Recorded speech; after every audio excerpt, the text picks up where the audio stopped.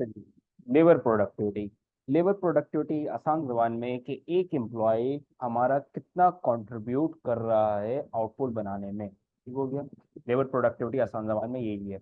आज हम जरा इसकी डेफिनेशन लिखते हैं और फिर जो है ना आगे इसकी जो है ना एक एग्जांपल है जिसकी मदद से हम समझेंगे। एग्जांपल क्यों है? क्योंकि केस स्टडी में उसी हिसाब से जो है ना आपके पास मल्टीपल डेटा आता है जिसकी बेसिस के ऊपर आपको कैलकुलेशन करने को बोलता है, दो मार्कर के ऊपर, या आपको मल्टीपल खुद को एनालिसिस करनी पड़ती है। अगर क्वेश्चन में नहीं पूछा तो आपने एनालिसिस करके खुद से बताना पड़ता है कि आपको एक्स्ट्रा मार्क्स मिले। तो आ जाए जरा सबसे पहले जो है ना डेफिनेशन देख लेते हैं। This is the.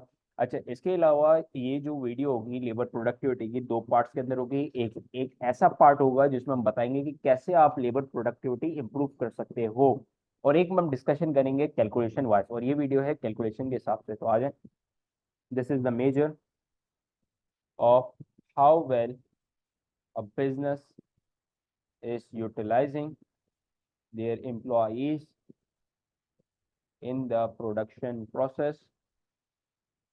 In the production process, it calculates the average output per worker, या per employee ज़्यादा रहेगा सही, per employee in a given time period।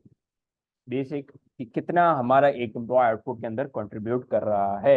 अगर हम इसकी फॉर्मूला की बात करें लेबर प्रोडक्टिविटी के, तो कैसे कैलकुलेट करते हैं? सबको पता है, total output divided by total number of employees. Total number of employees ये हमारा लेबर प्रोडक्टिविटी का फॉर्मूला होता है। ठीक हो गया।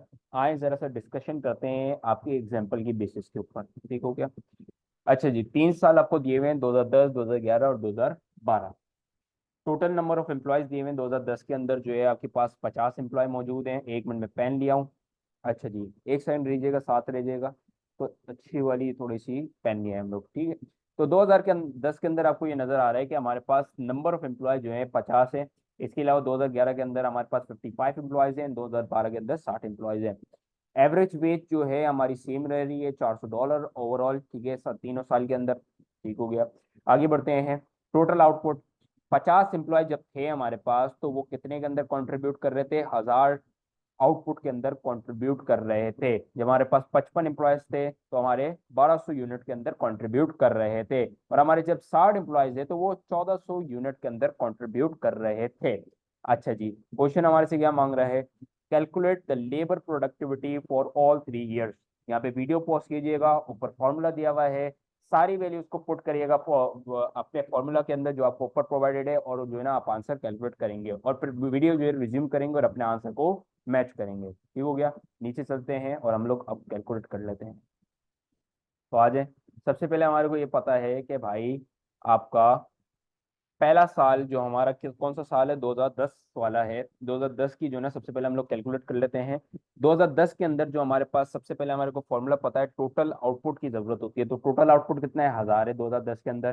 टोटल नंबर ऑफ एम्प्लॉय से डिवाइड करते हैं तो हमारे पास 50 है। तो हमारे पास जो आंसर बनता है, एवरेज नंबर ऑफ एम्प्लॉय, एक एम्प्लॉय हमारा कितना कॉन्ट्रीब्यूट कर रहा है, वो हमारे पास आ जाते हैं 20 यूनिट्स पर लेबर। ठीक है। अब हम आ जाते हैं 2011 के अंदर। ठीक है, वापसी सेम, कितने आउटपुट के अंदर उसने कंट्रीब्यूट करा है? हमारे को नजर आ रहा है 1200 आउटपुट के अंदर कंट्रीब्यूट करा है। इसके अलावा हमारे कितने नंबर ऑफ एम्प्लॉय थे? 55 एम्प्लॉयज थे। तो हमें पता चल जाएगा कि हमने हमारे एक लेबर ने कितना कंट्रीब्यूट करा है, 21.8, एक सेकेंड, 21.8 यूनिट्स पर लेबर। अगर हम इसको राउंड ऑफ करें तो ओवरऑल जो है 22 यूनिट जो है ना कंट्रीब्यूट करे हैं हमारे एक लेबर ने। ठीक हो गया।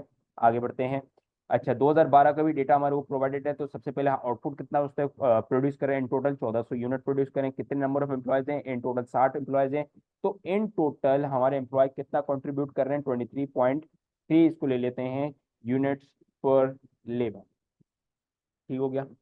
अच्छा जी, हम लोग ने क्या कैलकुलेट कर लिया? हम लोग ने जो है ना पहला पार्ट कैलकुलेट कर लिया है कि भाई हमारा एक लेबर कितना कंट्रीब्यूट कर रहा है। 2010 के अंदर 20 यूनिट के कंट्रीब्यूशन है, 2011 के अंदर 21, अराउंड ऑफ 22, और 2012 के अंदर 23। तो सबसे ज्यादा जो लेबर प्रोडक्टिविटी है वो मेरे को नजर आ रही है 2012 के अंदर। अच्छा जी, सेकंड पार्ट आपको क्या बोल रहा है? Calculate labour cost per unit for all 3 years. आपको जो है ये बताना है कि पर यूनिट कॉस्ट कितनी आ रही है। ठीक है, पर यूनिट कॉस्ट से पहले आपको जो है टोटल कॉस्ट की जरूरत होती है।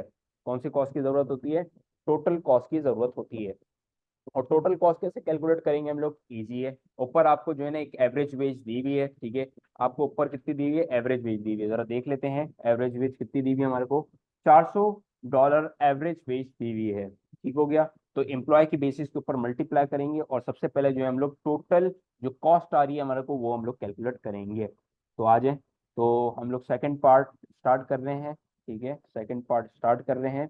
सबसे पहले जो है हम लोग 2010 से स्टार्ट करेंगे, 2010 से, ठीक है। हम लोग को पता है 2010 के अंदर 50 एम्प्लॉयज हमारे पास मौजूद हैं, ठीक है।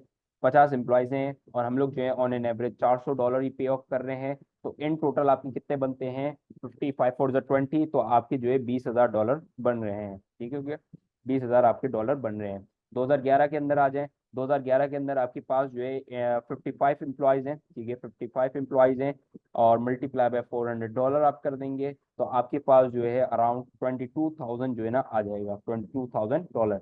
फिर 2000 आपके पास 12 आ जाता है। 2012 के अंदर आपके पास 60 एम्प्लॉयज हैं। 60 एम्प्लॉयज मल्टीप्लाई बाय 400 तो आपके पास जो है ना अमाउंट आ जाती है $24,000 की, ठीक हो गया। अच्छा जी, अब हम क्या करेंगे इस टोटल कॉस्ट को? अब हमारे को क्या कैलकुलेट करना है? कॉस्ट पर यूनिट कैलकुलेट करना है। कॉस्ट पर यूनिट कैसे कैलकुलेट करते हैं उसका भी फॉर्मूला जरा देख लीजिएगा, कहीं भी फॉर्मूला जो है ना कॉपी कर लीजिएगा। Total employment cost, total employment cost divided by total number of units, total number of units आप डिवाइड करेंगे आपके पास आ जाएगा। तो आ जाए करते हैं। सबसे पहले 2010 का करेंगे हम लोग, ठीक है। 2010 का हम लोग को पता है कि यार 20,000 की टोटल कॉस्ट आ रही थी आपकी, ठीक है। 20,000 की टोटल कॉस्ट आ रही थी। टोटल नंबर ऑफ यूनिट्स कितने कंट्रीब्यूट हो रहे थे? 1,000 हो रहे, ठीक है, 10 के अंदर। अच्छा जी, मैं कहाँ से देख रहा हूँ? यहाँ पे आपको नजर आ रहा होगा, ठीक है। साइड पे से मैं जो है ना यूनिट यूनिट सब कुछ जो है ना देख रहा हूँ, 2-2 मिनट बाद टेबल के ऊपर स्क्रॉल नहीं कर रहा हूँ, ठीक हो गया। अच्छा जी, 20,000 जो है ना हमारे पास थे, ठीक है। 20,000 हमारी टोटल कॉस्ट थी और हमारे को पता है यार 1,000 यूनिट के अंदर कंट्रीब्यूट कर रहे थे। तो आपको पता चल जाएगा कि भाई आपकी एवरेज यूनिट जो आपकी कॉस्ट आ रही थी, मतलब एक लेबर को ऑन एन एवरेज कितना पे कर रहे थे आप, ठीक है। तो हम लोग को ये नजर आ जाएगी, अगर कैलकुलेटर में डालूं मैं तो मेरे को नजर आ रही है $20, ठीक है। $20 पर यूनिट, $20 पर यूनिट हमारे पास आ रही है। अब हम आ जाते हैं 2011 के ऊपर। 2011 के अंदर हमारे को पता है टोटल कॉस्ट 22,000 है, ठीक है। और हमारे को ये पता है कि भाई 1,200 जो है ना यूनिट की कंट्रीब्यूशन हो रही थी। तो अगर मैं कैलकुलेटर में इसको डालूं तो हमारे पास ये आ जाएगा अराउंड $18.3 पर यूनिट लेबर को हम लोग पे ऑफ कर रहे हैं, ठीक है। अगर हम 2012 की बात करें तो 2012 के अंदर कितने आ रहे थे? एक सेकेंड, 24,000 था, ठीक है। 24,000 आपके पास थे, ठीक है। $24,000 था। इसको हम लोग डिवाइड करते थे 1,400 से, ठीक है। तो हमारे पास क्या आ जाएगी? हमारे पास आ जाएगी $17 पर यूनिट, ठीक है। $17 पर यूनिट हमारे पास आ जाएगी। अब इसकी एनालिसिस आप कैसे करेंगे वो देखते हैं। अच्छा जी, हमने बेहतरीन तरीके से जो है ना कैलकुलेशन कर ली है। हमने ये भी देख लिया कि यार हमारा एक लेबर कितना कंट्रीब्यूट कर रहा है और हम लोग कंपेयर भी कर सकते हैं। 2010 के अंदर 20 कर रहा था, 2011 के अंदर 21.8 कर रहा था और 2012 के अंदर 23.3 कर रहा था। इसका मतलब 2012 के अंदर ज्यादा कंट्रीब्यूशन थी। इसका मतलब लेबर प्रोडक्टिविटी क्या थी? ज्यादा थी। एक लेबर ज्यादा कंट्रीब्यूट कर रहा था आउटपुट के अंदर, ठीक है।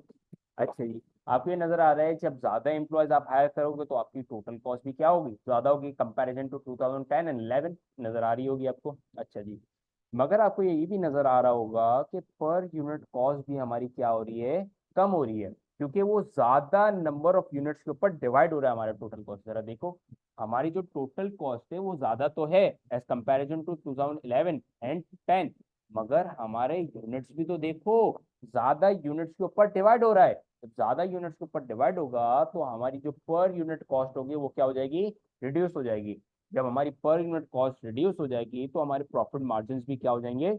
बढ़ जाएंगे। अच्छा जी, इस सेट के एक और भी एनालिसिस हो सकती है, जरा देखिएगा।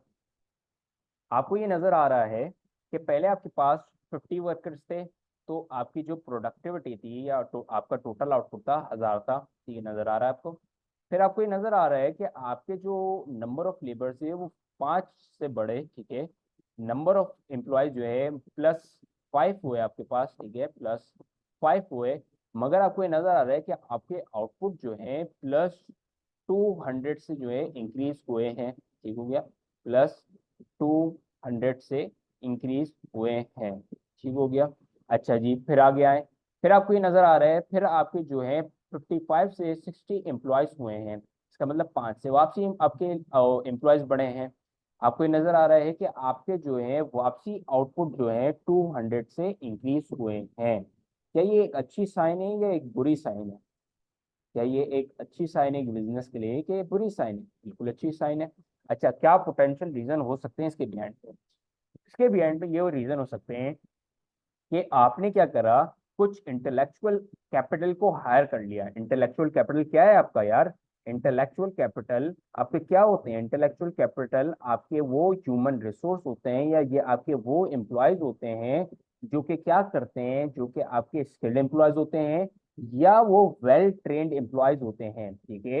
ये वो ह्यूमन रिसोर्स होती है जो कि स्किल्ड होती है और वेल ट्रेन्ड होती है, जिसका मतलब क्या, इनकी मदद से आपकी बिजनेस की प्रोडक्टिविटी क्या हो सकती है, इंक्रीज हो सकती है। और भी मल्टीपल रीजन हो सकते हैं भाई इसके। इसने तो है आपको सिर्फ नंबर ऑफ एम्प्लॉयज का बढ़ना बताया, क्या आपको कैपिटल का बढ़ना भी इसने बताया कि हमारे बिजनेस के अंदर कैपिटल इक्विपमेंट कितने अमाउंट से बढ़ रहे हैं, ठीक है, समझ आ रही है आपको? तो मल्टीपल रीजंस हो सकते हैं जो कि बिहाइंड केस स्टडी के अंदर हो सकते हैं, जो कि यहाँ पे जो है हम लोग ने एक नॉर्मल केस रखा हुआ है, ठीक है, आसानी के लिए समझने के लिए। तो नीचे आ जाते हैं हम लोग, ठीक है, एक छोटा सा पॉइंट लिख लीजिएगा साथ में, ठीक है, साथ में एक छोटा सा पॉइंट लिख लीजिएगा, आ जाए।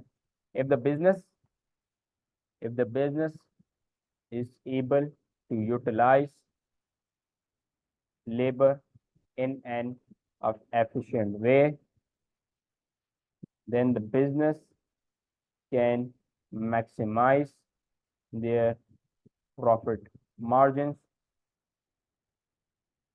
by dividing their cost on higher number of units.